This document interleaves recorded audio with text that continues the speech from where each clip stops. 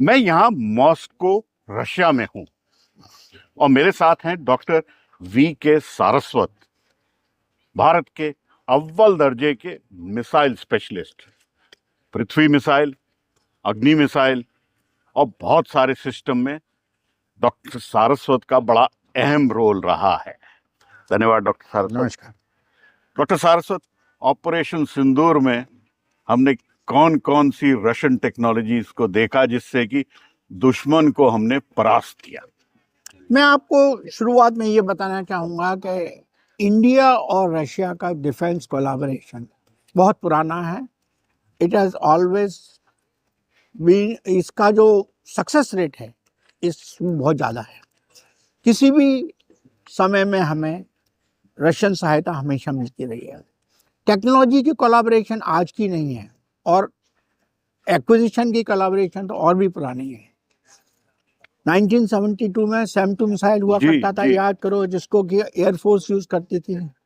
उसके बाद पिचौरा मिसाइल आया, उसको भी एयरफोर्स यूज करती थी। इस तरह कितने ही मिसाइल्स, रॉकेट्स, गन्स, टैंक्स हमने रशियन से लिए और हमने इतने सारे एयरक्राफ्ट लिए, मिग-21 से लेके मिग-29 तक, सुखोइज लिए हमने। तो ये collaboration has really tested the time. And इसके हिसाब से मैं कहूँगा कि ऑपरेशन सिंदूर में जो सबसे ज़्यादा अहम रोल रशियन टेक्नोलॉजी ने जो बताया वो था ब्रह्मोस मिसाइल का।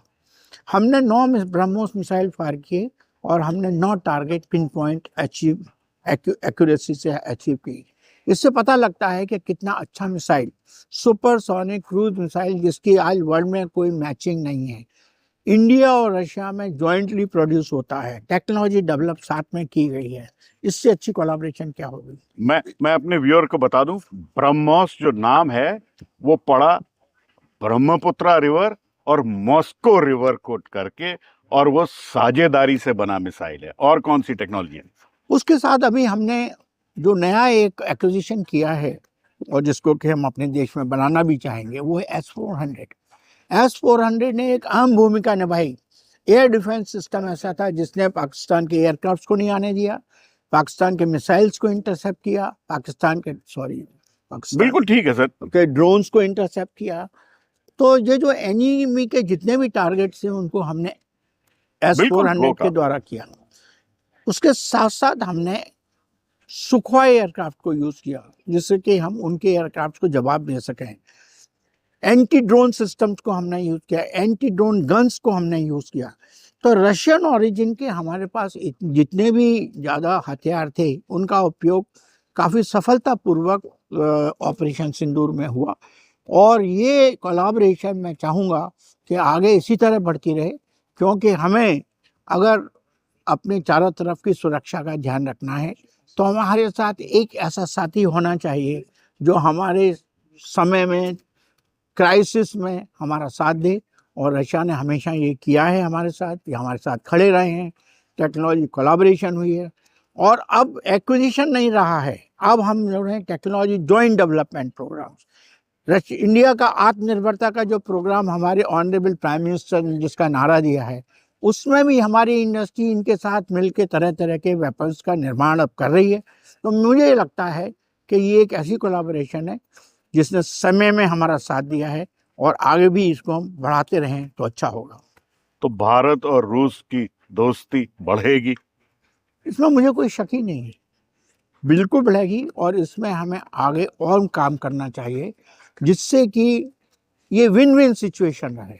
हमेशा हमारा रिश्ता जो है केवल खरीदने का ना रहे, हमारा रिश्ता हो joint development, joint production, working for एक दूसरे के लिए।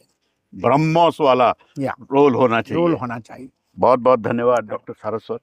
तो ये थे doctor VK. Saraswat, member NITI Aayog, Bharat के अव्वल दर्जे के मिसाइल स्पेशलिस्ट और DRDO के पुराने चीफ रहे हैं, बताते हुए कि भारत और रूस की जो दोस्ती है वो बिल्कुल बरकरार रहेगी आगे, और अब आगे टेक्नोलॉजी डेवलपमेंट जॉइंटली होगा।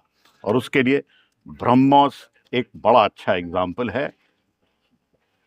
भारत और रूस ने मिलकर ऐसा मिसाइल बनाया जिससे दुश्मन देश वेस्टर्न बॉर्डर पे पाकिस्तान को एकदम परास्त किया गया।